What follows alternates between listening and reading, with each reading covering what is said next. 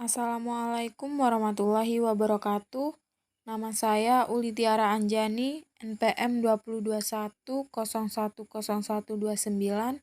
dari Prodi Hukum Keluarga Islam kelas E. Di sini saya akan menjelaskan materi tentang objek dan kegunaan filsafat hukum Islam.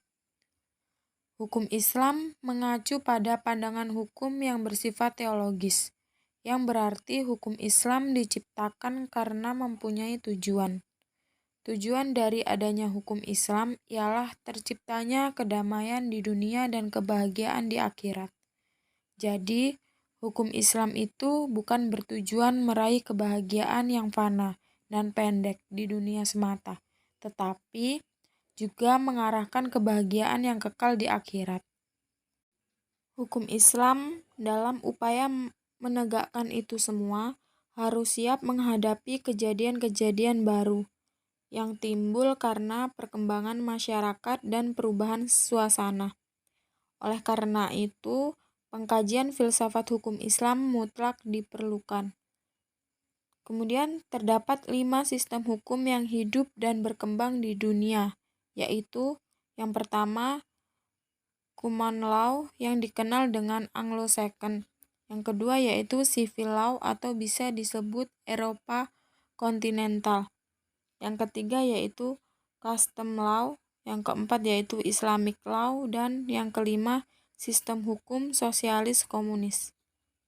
Kemudian ada manfaat studi filsafat hukum Islam. Adalah yang pertama, menjelaskan kajian filsafat hukum Islam. Kemudian Islam akan memberikan pengetahuan hukum Islam secara utuh kepada ahli hukum Islam. Yang kedua, filsafat hukum Islam diperlukan untuk pengkajian secara mendalam terhadap hukum Islam. Yang ketiga, untuk mewujudkan hukum yang berkeadilan yang senantiasa sesuai dengan kondisi zaman. Yang keempat, yaitu pengkajian filsafat hukum Islam memungkinkan pemahaman Islam secara menyeluruh dengan ilmu-ilmu agama lainnya. Para ahli usul fikih sebagaimana ahli filsafat hukum Islam membagi filsafat hukum Islam kepada 2 rumusan, yaitu filsafat tasri dan filsafat syariah. Yang pertama ada filsafat tasri. Filsafat yang memancarkan ahli filsafat hukum Islam menguatkannya dan memeliharanya. Filsafat ini bertugas membicarakan hakikat dan tujuan penerapan hukum Islam. Filsafat tasri terbagi kepada yang pertama Daim al-Ahkam atau dasar hukum Islam. Yang kedua yaitu Mabadi al-Ahkam yaitu prinsip-prinsip hukum Islam. Yang ketiga Usul al-Ahkam atau pokok-pokok hukum Islam atau Mashadir al-Ahkam atau sumber-sumber hukum Islam.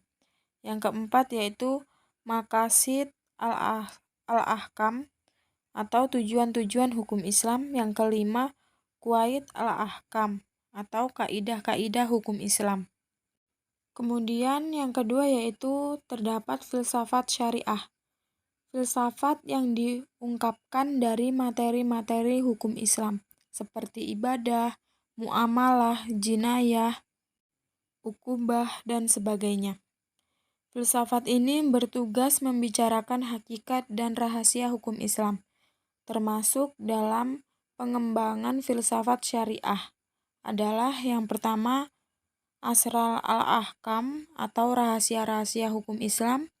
Yang kedua yaitu Khasa'is al-Ahkam yaitu ciri-ciri khas hukum Islam. Yang ketiga yaitu Mahasin al-Ahkam atau keutamaan hukum Islam.